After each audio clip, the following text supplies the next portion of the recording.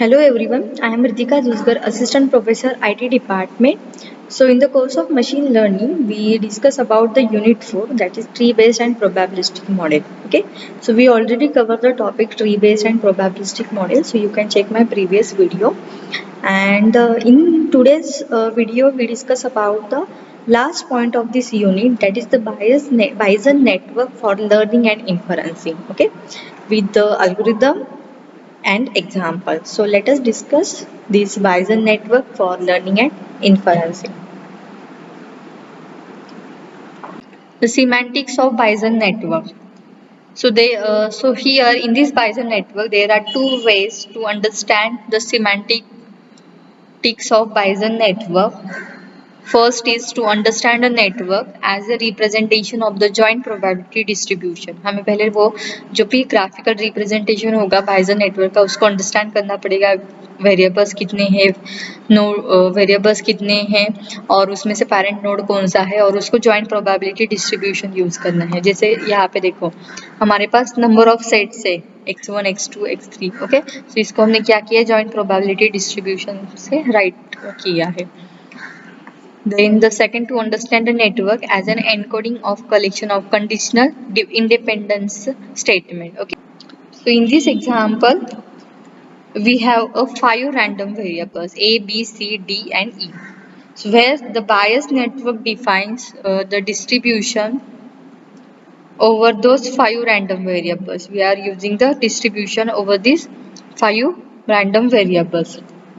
So here the probability of A, B, C, D and E. Okay, so see here probability of A, B, C, D and E. So instead of calculating all the possible combination of those 5 random variables, the Bayesian network is defined by probability distribution that are inherent to each individual nodes. So here the A and B are only the dependent on their own variables. So their distribution is what? Probability of A and probability of B. There are, so in this node A and B there are no incoming arrows are present. Okay, so probability of A क्या होगी, वो क्या है, खुद के ऊपर ही dependent है. Okay, so A and B are only depend on their own variables. So probability क्या होगी A की, probability of A, B की क्या होगी, probability of B. So there is no incoming arrows coming to this A and B. Then next is what? C. So C depend कौन से node के ऊपर है, A के ऊपर और B के ऊपर. So C की प्रोबेबिलिटी क्या होगी, C has a 2 incoming arrows, so its probability is conditioned on A and B, given us the probability of C bar A comma B. Okay, and D and E are both conditioned on C, giving us. Okay, so D and E का parent node कौन सा है, C. D and E कौन से ऊपर, किसके ऊपर depend होंगे, C के ऊपर डिपेंड होंगे. So probability of D bar C and probability of E bar C. Okay.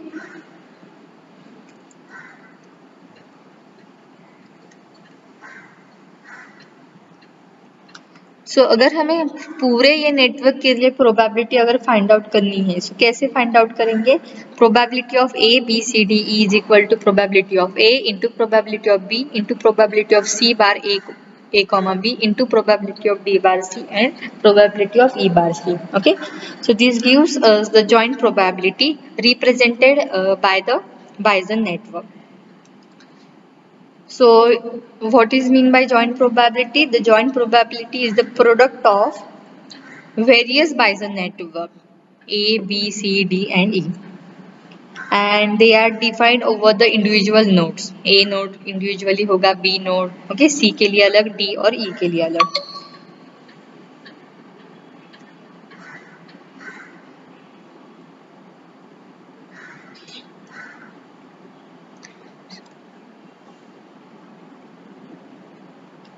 So using the Bayesian network can save the considerable amount of memory over the probability tables. So if the dependencies in the joint distribution are sparse, for example, the new way to storing the conditional probability of 10 two valued variables as a table requires storage space is what 2 raised to the 10 that is 1024 हमें क्या लगेगी storage लगेगी okay अगर हम नेओ बायस algorithm use करते हैं जैसे previous example में तो हर एक के लिए हमें प्रोबेबिलिटी चेक करनी पड़ती है ओके तो उसके लिए मेमोरी ज़्यादा लगेगी सो बाइजन नेटवर्क के अंदर हम जॉइंट प्रोबेबिलिटी डिस्ट्रीब्यूशन से इजीली सॉल्व कर सकते हैं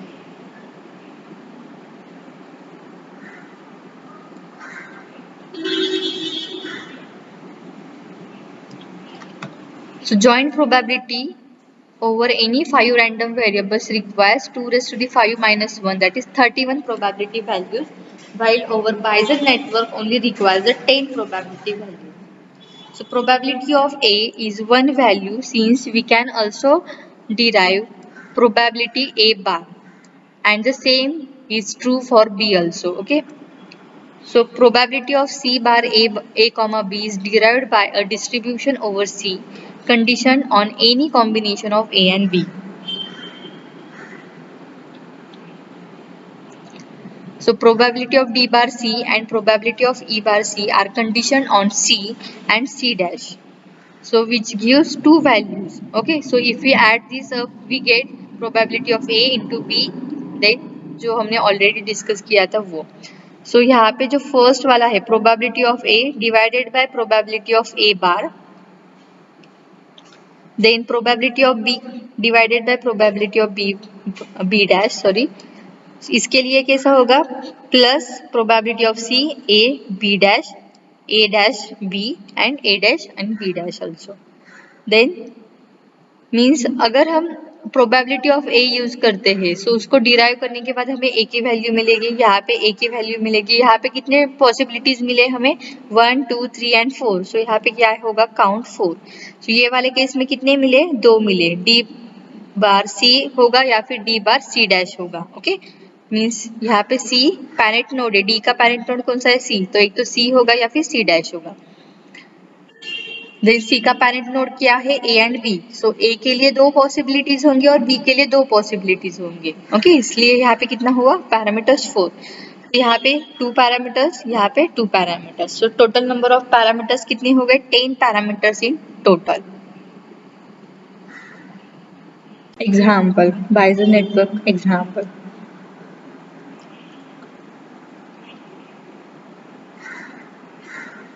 तो यहाँ पे एक हम एग्जांपल लेंगे उसमें हम डायरेक्टेड साइक्लिक ग्राफ में कैसे यूज करेंगे प्रॉब्लम को by using Bayesian network so we have one example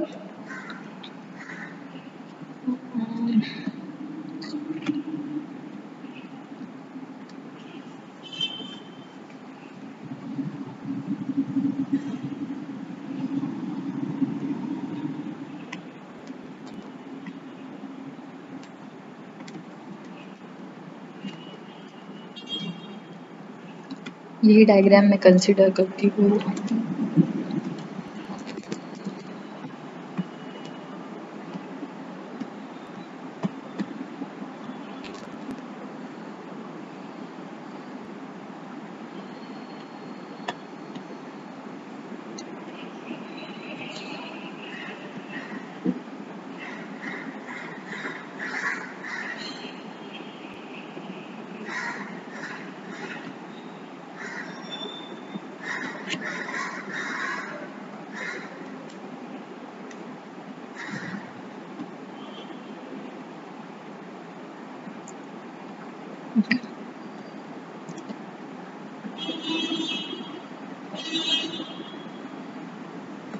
okay so एक पर्सन है हैरी नाम का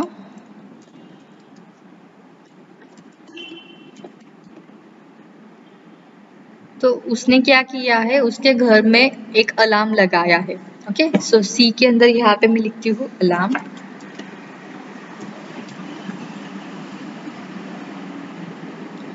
ठीक है सो उसके घर में अगर वो घर पर नहीं होता है सो उसको एक वो अलार्म क्या होगा अगर कुछ बर्गलर्स आते हैं वो तो उस टाइम पे वो अलार्म क्या होना चाहिए बजना चाहिए ठीक है सो फर्स्ट वाले केस में क्या होगा कि उसने किसके लिए अलार्म लगाया है कि जो अगर कोई भी बर्गलर आता है तो वो अपने आप वो अलार्म बजना चाहिए घर में। ओके। एंड सेकेंड थिंग क्या हो सकती है, जब अर्थक्वेक आता है तभी भी वो अलार्म क्या होगा, बजेगा।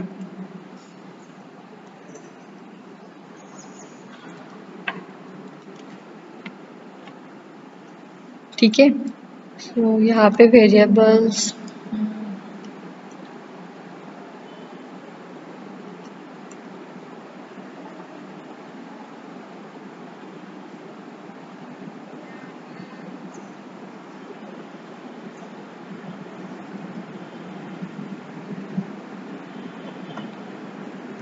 सो इसके लिए बी ई ए, यहाँ पे डेविड।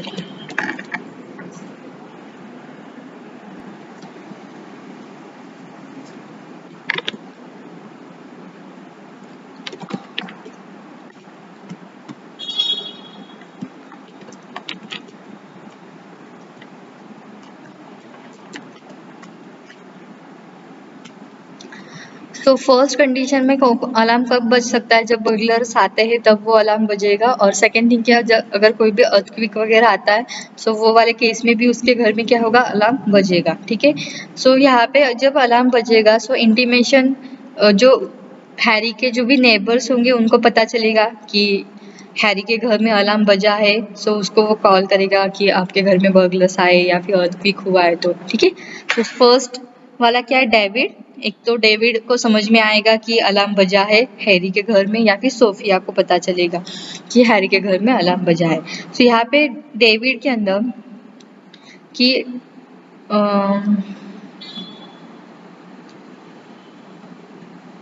ठीक है। सो हमारे पास एग्जाम्पल क्या होगा कि Harry install a new burglar alarm at his home to detect the burglary.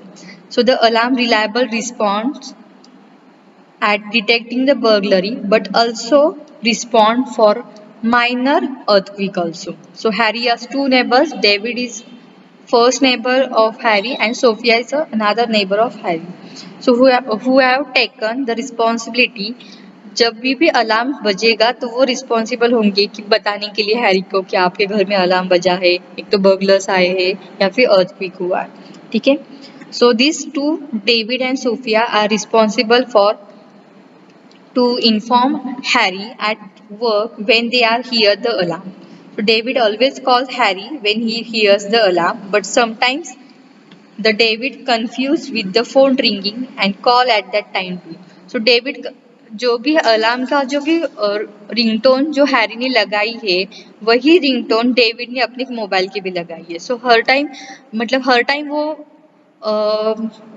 Time वो नहीं बता सकता कि अलार्म हैरी के घर में बजा है या नहीं बजा है। अगर डेविड बाहर चला गया है सो उसको वो पता नहीं चलेगा कि हैरी के घर में अलार्म बजा है नहीं बजा है। ओके। सो जब भी उसको वो घर पर होगा तब वो बता सकता है कि हाँ हैरी के घर में अलार्म है। बस यहाँ पे कंडीशन क्या दी है कि हर टाइम वो नहीं बता सकता। समटाइम्स डेविड से मिस भी हो सकता है, वो अलार्म का साउंड उसको सुनाई नहीं दे सकता, या फिर वो बाहर चला गया हो सकता है, या फिर उसका जो मोबाइल की रिंग है वो सेम ही है अलार्म की रिंग हैरी के घर में जो अलार्म लगा है। सो उस टाइम पे वो मिस हो सकता है कि वो डेविड जो है वो हैरी को इन्फॉर्म नहीं कर पाता है कि उसके घर में अलार्म बजा है। ठीक है। Second thing is what the Sophia likes to listen high music. So अगर सोफिया कोई भी सॉन्ग हाई म्यूजिक वो अगर लिसन कर रही है सो उस टाइम पे भी उसको सुनाई नहीं देगा कि हैरी के घर में अलार्म बजाए तो। Okay. So sometimes she misses to hear the alarm. So हमें क्या करना है यहाँ पे, here we would like to compute the probability of burglary alarm. Okay, probability of burglary alarm. So calculate the probability that alarm has sounded, but there is neither a burglary nor an earthquake occurred. And David and Sophia both called the Harry. So हमें probability किसके लिए check करनी है यहाँ पे, calculate the probability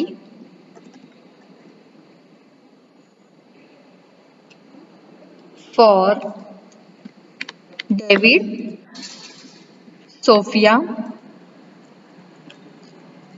alarm and neither a burglary nor an earthquake. Means यहाँ पे क्या होगा, निगेशन हमें यूज करना पड़ेगा। जैसे कि अगर अगर बर्गलर्स आते हैं या फिर अर्थक्वेक आती है, सो हमारा प्रोबेबिलिटी क्या होगा, बी एंड ई होगा। बट बर्गलर्स भी नहीं है और अर्थक्वेक भी नहीं है, सो यहाँ पे B dash and E dash, E dash. So ये क्या, हमें प्रोबेबिलिटी हमें फाइंड आउट करनी है। Calculate the probability that alarm has sounded but there is neither a burglary nor an earthquake occurred and David and Sophia both called the Harry। ठीक है। So solution, the network structure is showing that the burglars and earthquake is parent node। So हमें मैंने यहाँ पे already tree diagram बना के रखी है। So जिसके अंदर पेरेंट नोड्स क्या होंगे, burglars and E earthquake, sorry, okay. So जो किसके ऊपर डिपेंड होंगे, ए के ऊपर। So network structure is showing that the burglars and earthquake is parent node of the alarm and directly affecting the probability of alarm going off, but David and Sophia calls depends on the alarm probability। Okay। Okay, D and S R depend होंगे ए के ऊपर, means alarm कब बजेगा नहीं बजेगा। Okay. So the network is representing that our assumptions do not directly pursue the burglary and also do not notice the minor earthquake। Okay, and they also not confer before calling। The conditional distribution for each node are given as a conditional probability table or a CPT। Okay, so यहाँ पे कुछ observed values दिए हैं जिसके अंदर उन्होंने conditional probability find out किया है, that is conditional probability table और अ सीपीटी हर एक नोड के लिए, बी के लिए, ई के लिए। अभी यहाँ पे प्रोबेबिलिटी किसके लिए फाइंड आउट करनी है, अगर हमें इसके लिए फाइंड आउट करना, बर्गलरी के लिए अगर हमें प्रोबेबिलिटी फाइंड आउट करनी है, तो उसके अंदर कंडीशंस क्या हो सकते हैं, बर्गलर हुआ है मीन्स ट्रू और फॉल्स, एक तो नहीं हुआ है, अर्थक्वेक हुआ है या फिर नहीं हुआ है। ट्रू और फॉल्स कंडीशन हो सकते हैं यहाँ पे, अलार्म बजा या फिर नहीं, कोई भी साउंड, अलार्म का कोई भी आवाज नहीं सुनाई दी, सो ट्रू और फॉल्स कंडीशन हो सकते हैं। सो उसके अंदर हमने क्या किया है, हर एक burglar true false, earthquake true false, alarm true false के लिए हमने कंडीशनल प्रोबेबिलिटी कंसीडर की है। Okay. So each row in the CPT must be summed to 1 because all the entries in the table represent an exhaustive set of cases for the variables। So जो भी हमारी true और false conditions होगी उसकी value क्या होनी चाहिए, means probability 1 होनी चाहिए। ठीक है, मीन्स अगर मैं नेक्स्ट टेबल में एक्सप्लेन करती हूँ 1 कैसी होगी। सो इन CPT that is conditional probability table, the Boolean variable with k Boolean parent contain 2 raised to the k probability। Okay, and hence if there are 2 parents then the CPT will contain the 4 probability values। Okay, so here हमारे पास events कौन से है, burglar B, earthquake E, alarm A, David calls D, Sophia calls S। So हम probability, joint probability distribution हमें सबके लिए लिखना है, DSAB। सो ये क्या है, joint probability distribution. Okay, the next is observe probability. So हमारे पास गिवन है ये टेबल, सीपीटी टेबल हमारे पास ऑलरेडी गिवन है। ठीक है, सो यहाँ पे मैं एक्सप्लेन करती हूँ। सो यहाँ तक कुछ डाउट ही आया समझ में? The observed probability for the burglar and earthquake component। So observed यहाँ पे already probabilities given है, ये वाला, ये, then ये और ये वाला। ठीक है, so ट्रू और फॉल्स 0.002 मीन्स इतनी प्रोबेबिलिटी है कि बर्गलर्स ने एंटर किया है घर में, फॉल्स है सो इतनी टाइम्स प्रोबेबिलिटी हो सकती है कि बर्गलर्स नहीं आए। अर्थक्वेक की प्रोबेबिलिटी क्या है, टी, मीन्स ट्रू कितनी बार हो सकता है, प्रोबेबिलिटी 0.001 एंड फॉल्स ये वाला। Then similar David calls true और फॉल्स, और इसके लिए भी। ठीक है, सो यहाँ पे देखो जैसे बताया था, parents contain 2 raised to the k probabilities। If there are 2 parents, then the CPT will contain the 4 probability values। B and E क्या है, 2 parents है, उसकी probability क्या होगी, 2 raised to the 2, that means 4 probability values। तो हमें क्या करना है, अलार्म जो है वो कब बजेगा, एक तो बर्गलर्स आए हैं या फिर अर्थक्वेक हुआ है। सो हमें प्रोबेबिलिटी चेक करनी है अलार्म के लिए कि ट्रू क्या होगा इसके लिए और फॉल्स क्या होगा। ओके, सो अगर ये दो पेरेंट्स नोड है तो उसके ट्रू, एक तो burglars T, earthquake T, means दोनों ट्रू हो सकते हैं, बर्गलर्स भी आए हैं और उसी टाइम पे अर्थक्विक भी हुआ है, तो यहाँ पे प्रोबेबिलिटी क्या होगी, T T. First T F, burglars आए हैं बट अर्थक्विक नहीं हुआ है, ये एक सेकेंड प्रोबेबिलिटी हो सकती है। थर्ड वाली एफ टी एंड एफ है। सो इसके लिए उन्होंने फाइंड आउट करके दिया है अलार्म ट्रू कब होगा, मीन्स अलार्म कब बजेगा और अलार्म कब नहीं बजेगा। ठीक है, सो इसकी वैल्यू देखो, कंसीडर किए 0.94 इंटू प्लस 0.06 करेंगे तो 1 आएगा। ओके, सो यहाँ पे हर एक की प्रोबेबिलिटी 1 होगी यहाँ पे। ठीक है, एंड डेविड कॉल्स की प्रोबेबिलिटी है ट्रू फॉल्स। सो डेविड कॉल्स का पेरेंट नोड कौन सा है, अलार्म। सो अलार्म जब ट्रू होता है तो डेविड कॉल्स, अलार्म अगर ट्रू होता है, सो डेविड को कैसे पता चलेगा कि अलार्म बजा है, मीन्स कितनी परसेंट प्रोबेबिलिटी है कि डेविड को अलार्म सुनाई दिया, 0.9। ओके, एंड कितनी परसेंट प्रोबेबिलिटी है कि डेविड को अलार्म नहीं सुनाई दिया, 0.09। और अलार्म अगर बजा ही नहीं है तो यहाँ पे प्रोबेबिलिटी दी है ट्रू। सो समटाइम्स उसको सुनाई दे सकता है कि हाँ अलार्म बजा है क्या, या अपने मोबाइल का बजा है, सो यहाँ पे 0.05। और फॉल्स अगर है तो 0.95। फॉल्स मीन्स कोई भी सुनाई नहीं दिया, अलार्म का भी नहीं सुनाई दिया, अलार्म बजा ही नहीं है और उसको भी नहीं पता चला, so 0.95। And similarly for the Sophia also. तो यहाँ पे बस उन्होंने ऑब्जर्व प्रोबेबिलिटीज दी है, ऑलरेडी गिवन मेंशन है ये। ठीक है, so probability of B is equal to true, that means 0.002 which is the probability of burglary.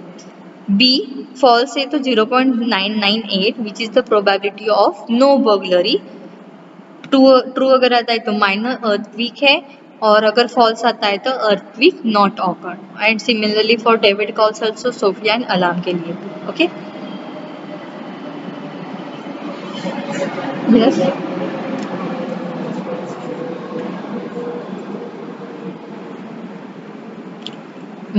अभी इस टाइप का कैसे होगा पता नहीं है एग्जाम में। रिटर्न एग्जाम होता तो आपको डायरेक्टली बाइजन नेटवर्क के ये कुछ कंडीशंस दे देते और सॉल्व करने को बोलते, बट एमसीक्यू में आपको वैल्यूज दे सकते हैं ये लोग कि ट्रू और फॉल्स कंडीशन क्या होगी, या फिर प्रोबेबिलिटी बता, या फिर ऐसा स्टेटमेंट हो सकता है आप लोगों को, जैसे यहाँ पे दिया है calculate the probability that alarm is sounded. So ये अगर आपको गिवन है सो उसकी प्रोबेबिलिटी क्या होगी, इस तरह से पूछ सकते हैं। यहाँ पे जो दिया है ना, सो इस तरह से आप लोगों को पूछ सकते हैं, क्योंकि वैल्यूज वगैरह वगैरह देके करोगे ना तो वो कैलकुलेशन का पार्ट होगा, सो उनको आपको ऑलरेडी गिवन देनी पड़ेंगी वैल्यूज। ठीक है,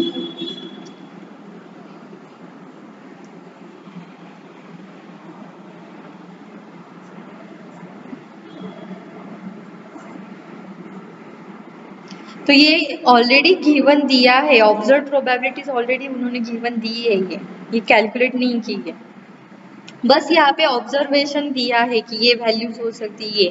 तो हमें बस क्या करना है, यहाँ पे कितने percent means values find out करने। देखो यहाँ पे प्रोबेबिलिटी फाइंड आउट करनी, तो प्रोबेबिलिटी का आपको तो फॉर्मूला पता है, सो उसमें से बस निगेशन पार्ट कौन सा है और एस बार ए कौन सा आएगा, सो ये फाइंड आउट करके बस फाइनल हमें रिजल्ट पता करना है। ये ऑलरेडी ऑब्जर्व वैल्यूज दिए है, ये कुछ भी फाइंड आउट नहीं किया है उन्होंने।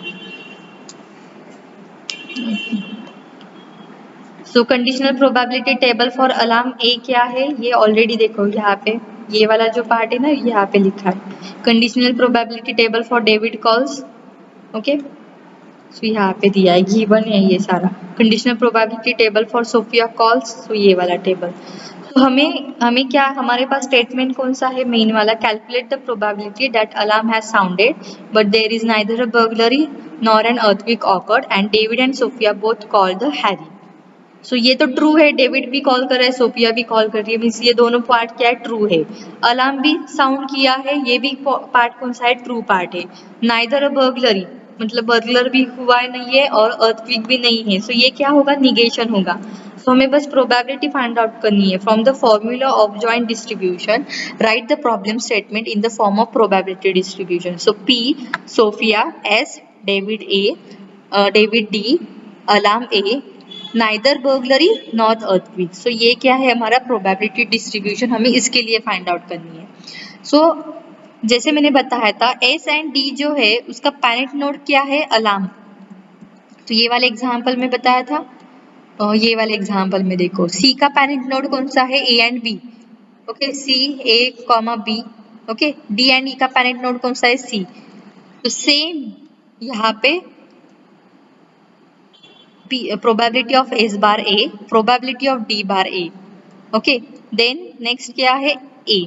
सो ए के पैरेंट नोड कौन से है, दो, बर्गलरी यानी अर्थक्वेक, बट यहाँ पे नाइदर बर्गलरी और नॉर है। So A bar negation of B and negation of A. And next is what, negation of B, उसकी एक अलग नोड है, इसके लिए कोई भी एरोज कनेक्टेड नहीं है, इनकमिंग एरोज प्रेजेंट नहीं है बी और ई के लिए। So probability of negation of B into the probability of negation of E. So values पता करनी है, एस बार ए। सो देखो probability of S means Sophia is equal to true, उस टाइम पे alarm क्या है, true, so 0.75। Then next is probability of D bar A, D true and A true 0.91. Okay, then probability of A bar negation of B and negation of E. So negation of B and negation of E, B means false, यहाँ पे क्या होगा, true नहीं चाहिए, false and false. So false and false क्या होता है,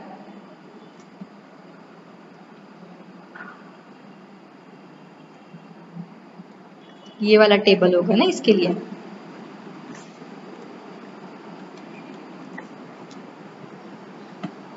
okay, alarm तो ट्रू है, अलार्म के लिए निगेशन नहीं है, किसके लिए निगेशन है, negation of B and negation of E.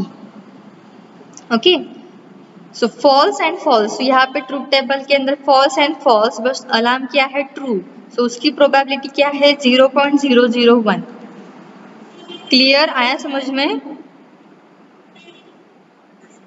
Then probability of negation of B means probability for burglary false.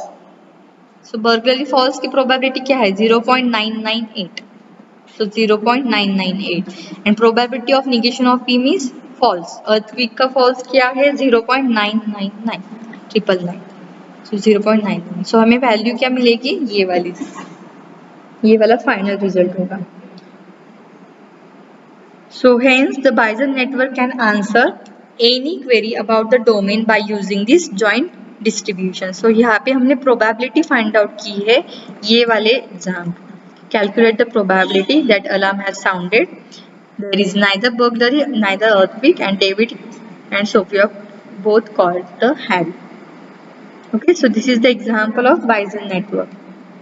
तो यहाँ पे कैलकुलेशन नहीं किया है, ऑलरेडी ये ऑब्जर्व वैल्यूज है, बस हमें क्या करना है, जो भी हमारा गिवन प्रॉब्लम स्टेटमेंट है उसमें किसके लिए हमें प्रोबेबिलिटी फाइंड आउट करनी है ये पता होना चाहिए, और जो भी वैल्यूज है गिवन उसको पुट करके फाइनल रिजल्ट होगा। Thank you.